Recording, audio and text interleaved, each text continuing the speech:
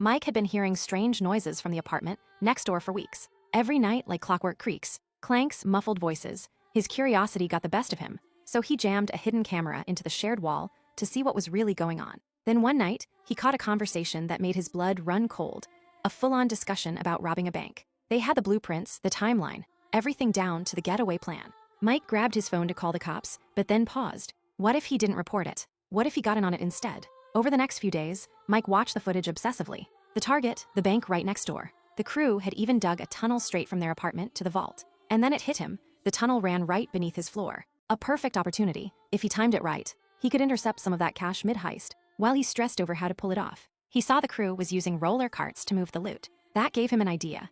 He grabbed his tools and started cutting a hole in the floor, just big enough to reach through when the carts rolled by. But there was one problem.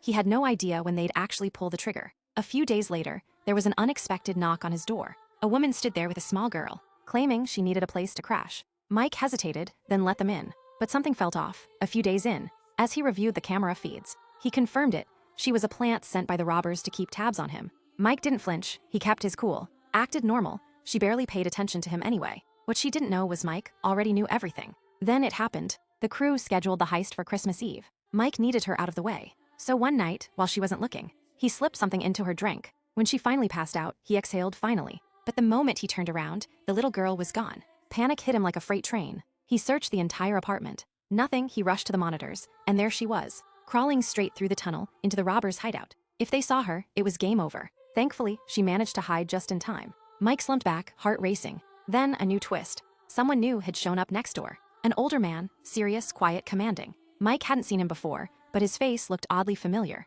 Then the truth dropped. The man was the chief of police, and he was the true mastermind behind the entire operation. Please like, comment, share, and follow me for more recaps. Title: End of Tunnel.